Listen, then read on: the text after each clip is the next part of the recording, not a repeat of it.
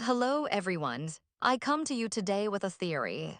A ZZZ theory, told via TTS because my voice began giving out after multiple takes anyway, too long didn't read. Helios Academy was a front for human experimentation, and they tried to create what for now I'll call the Void Conqueror.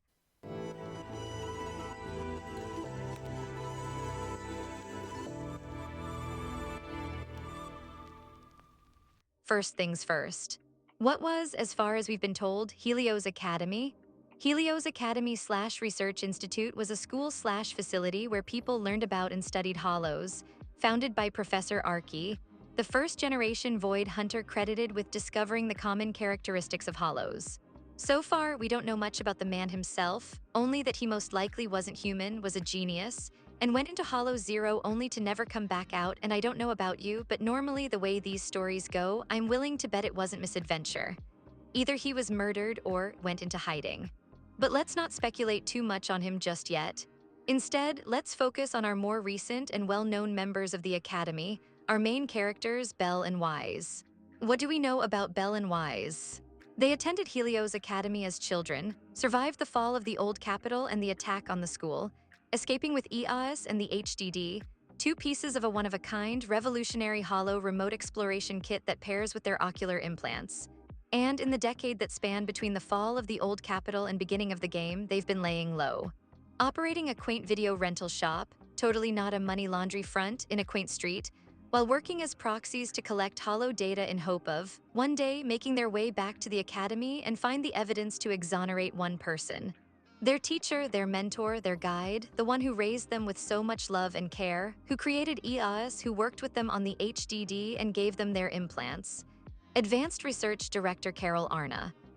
Did you notice something weird? Where are their parents? Belle and Wise are naturally coy about their past, but when they talk about it, they only focus on two things, Helios Academy and Carol. Not once have they mentioned mom or dad or any family. It's always Helios and Carol. Who raised them? Yeah, if it wasn't obvious already. Belle and Wise, surprise, surprise, were orphans, and Carol was basically the closest thing they had to a mother. But how are orphans attending a prestigious academy?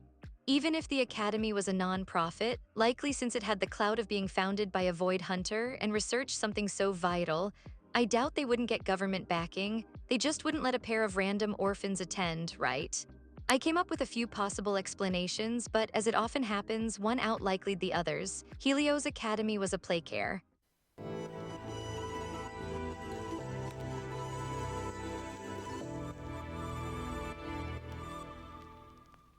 Now, what is playcare, you ask? Let me for a second hit you with the cringeness of a cognito hazard and tell you about a little niche game you may have never heard about, Poppy Playtime.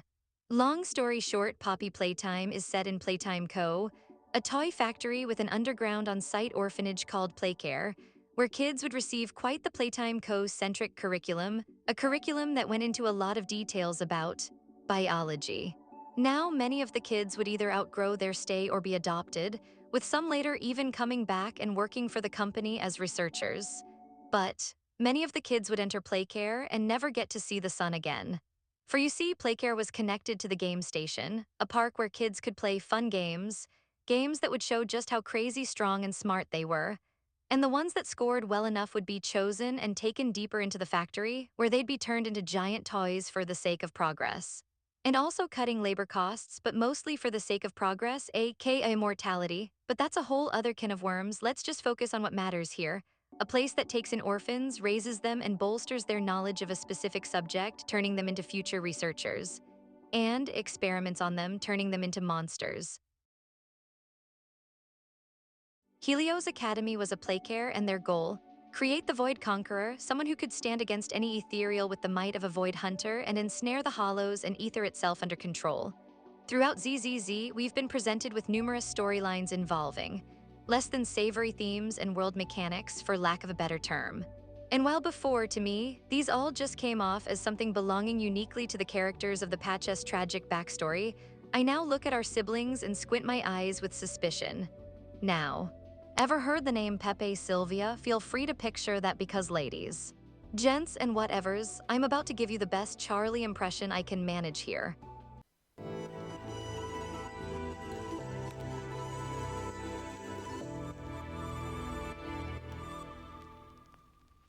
Let's start with the ethically ambiguous on a good day human experimentation. Can we talk about the constant, ethically ambiguous on a good day human experimentation? I've even dying to talk about the ethically ambiguous on a good day human experimentation, God. This world is a human rights and CPS nightmare throughout the story. We came face to face with the results of experiments ran on humans. For the sake of keeping at bay a seemingly inevitable, gruesome, etheric death, we have the sacrifices. People who were turned into ethereals while keeping a semblance of or even full consciousness. We had Uzua and Project New Leaf, aimed at solving Porcelumex, and, subsequently, New Eridu-S Porcelum supply issues, and more notable for our theory, we had Seed. Someone Helios Academy pretty much gave a BMI, brain-machine interface, meant to allow her to control machines, such as the many robotic weapons of mass destruction we've crossed paths with so far. With her mind, just think about it. What if Helios hadn't fallen? Had continued to refine her abilities further, we could be talking about a full-blown army of metal giants turning ethereals into mash, expediting the shrinking and elimination of hollows while keeping the potential human casualties at a maximum of 1. Are you taking notes? Don't bother answer, I can't hear you. But you better be. Next, the implants. Now, these implants are part of a kit with the HDD and EOS. Right, yes, but remember when Vivian collapsed as the first stage of terminal ether corruption began to take hold, what happened? The implants glitched, glowed a bright blue light, and all traces of corruption were cleansed from her body, but you know this blue light, it's not the only light they emit. Is it, in fact, slowly but surely?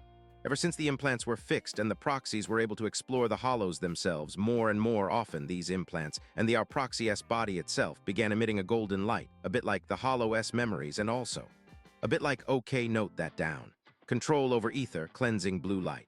Really bad news, yellow light showing up on the sibling most exposed to ether next.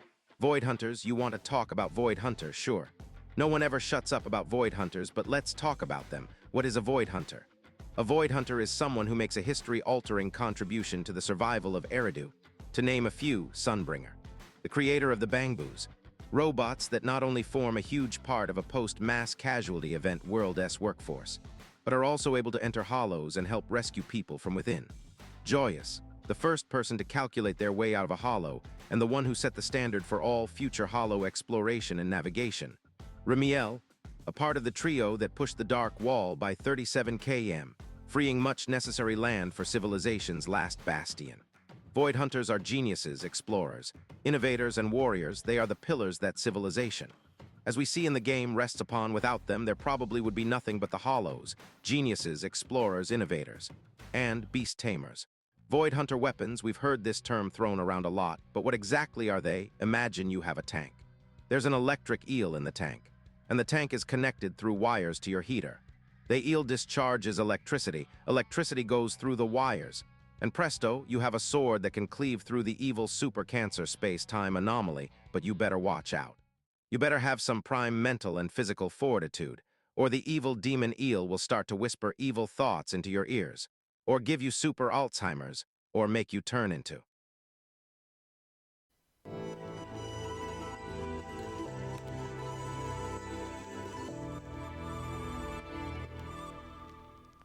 Now a few pieces are still missing, but you can already tell what the picture will be, and I bet you were just itching for me to get to the point, right? So, let us skip to the good part and let me spin you a tale loosely based on true events as I subtly hand these last few breadcrumbs on the screen. Seriously.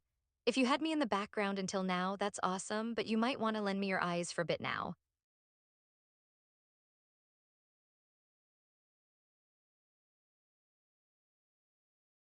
Approximately 10 years before ZZZ, Helios Academy. Advanced Research Director Carol Arna has a project, a groundbreaking project, which, if successful, could finally put an end to the dread, the fear, the nightmares. But she needs fitting assistance, fitting test subjects, and she pauses.